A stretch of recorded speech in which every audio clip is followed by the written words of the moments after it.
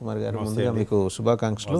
ఒక అద్భుతమైన కార్యక్రమం, అంటే ఒక ప్రోగ్రెసివ్ అండ్ థాట్ ప్రొవోకింగ్ కార్యక్రమం. సాధారణంగా ఏంటంటే దీన్ని ఒక కొండల నుంచి చూసేవాళ్ళు ఏదో కుల సమావేశంలాగా చూస్తున్నారు. బట్ మీరేంటంటే రాష్ట్రానికి పెట్టుబడులు తీసుకురావడానికి కోసం మీ సామాజిక వర్గం నుంచి నిపుణుల్ని, అలాగే లబ్ధ ప్రతిష్ఠుల్ని, పేరు మోసిన వాళ్ళు డాక్టర్స్ కావచ్చు, ఇంజనీర్స్ కావచ్చు, సైంటిస్టులు కావచ్చు, ఇంతమందిని ఒకే వేదిక మీదకి తీసుకురావాలన్న ఆలోచన ఎలా వచ్చింది? అన్నింటికన్నా ముందు మీరు ఐ బిలీవ్ కాంగ్రెస్ పార్టీకి ఛత్తీస్గఢ్ ఇన్ఛార్జిగా కూడా, కర్ణాటక ఇన్ఛార్జిగా వ్యవహరించారు ఎలక్షన్స్ టైంలో, అండ్ వర్కింగ్ ప్రెసిడెంట్గా ఉన్నారు. ఇప్పటికీ కీలక బాధ్యతలు. మీకు సీఎం గారు I think me classmate Revanth Reddy గారు. సో ఒక మంచి అవకాశం, అండ్ ఈ అవకాశాన్ని ఈ వేదిక మీద అసలు మీరు ఈ వేదిక సంకల్పానికి మిమ్మల్ని ప్రోత్సహించిన కారణాలు ఏంటి?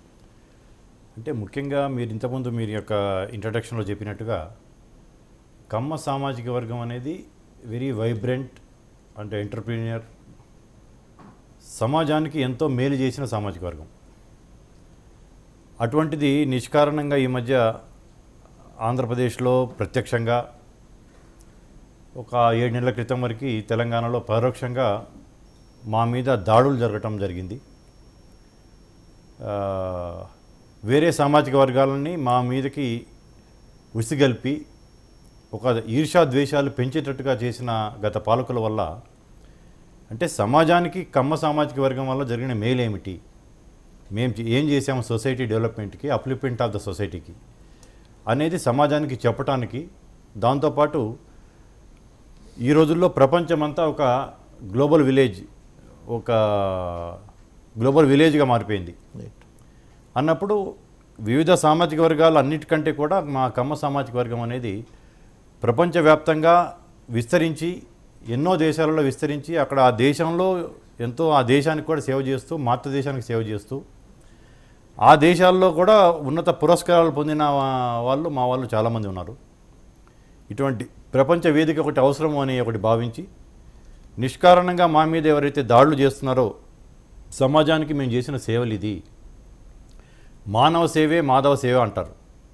ముఖ్యంగా మనము మన వాళ్ళకి మనం సేవ చేసుకుంటూ, కమ్మవర్ణంగానే సహజంగా అందరు ఉన్నత శ్రేణిలో ఉన్న వాళ్ళు, చాలా కీలకంగా ఉన్నత స్థానంలో ఉన్న వాళ్ళు, మీరు అన్నట్టు డాక్టర్లు, సైంటిస్టులు, పారిశ్రామికవేత్తలు, సినీ రంగంలో ఉన్న వాళ్ళే కనిపిస్తున్నారు. కానీ మా దాంట్లో కూడా బీపీఎల్ ఫ్యామిలీస్, దారిద్ర్య రేఖ కంటే దిగువనున్న ఫ్యామిలీస్ కూడా కొన్ని లక్షల మంది ఉంటారు, అటువంటి కుటుంబాలు. ఇప్పటికే అండి మీరు ప్రస్తావన చేశారు కాబట్టి, ప్రకాశం జిల్లాలోని కొన్ని గ్రామాల్లో మీరన్న పరిస్థితులు ఎదుర్కొంటున్నారు వాళ్ళు.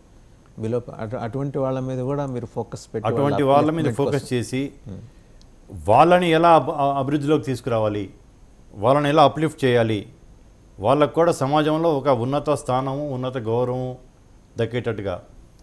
ఉదాహరణకి రైతులు, సన్నకారు చిన్నకారు రైతులకి వాళ్ళకి ఎటువంటి తోడ్పాటు అందించి వాళ్ళని అభివృద్ధిలోకి తీసుకురావాలనేది, అలాగే విద్యార్థులకు కావచ్చు, నిరుద్యోగులకు కావచ్చు, ఒక చిన్న పరిశ్రమలు పెట్టుకొని స్టార్టప్ కంపెనీస్కి వాటిని ఎక్సలేటర్ పరిశ్రమల కింద వాళ్ళని ఎలా తీసుకురావాలి అనేది, ఇటువంటిది చాలా బృహత్ కార్యక్రమం, చాలా పెద్ద కార్యక్రమం పెట్టుకోవడం జరిగింది.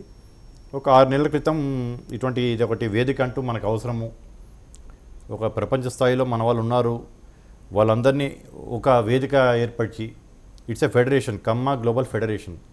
అంటే చాలా వివిధ జిల్లాలలో, వివిధ ప్రాంతాలలో, ఎగ్జాంపుల్ అమీర్పేట కావచ్చు, వనసలపురం, కూకట్పల్లి, గుంటూరు, ఒంగోలు, ఖమ్మం, నిజామాబాదు, బోధన్, ఇలా ఎక్కడికక్కడగా మా సామాజిక వర్గం వాళ్ళు సంఘాలుగా ఏర్పడి ఎంతో కొంత సేవ చేస్తున్నారు, సామాజిక వర్గానికి కావచ్చు, దాంతోపాటు సొసైటీకి కూడా కావచ్చు.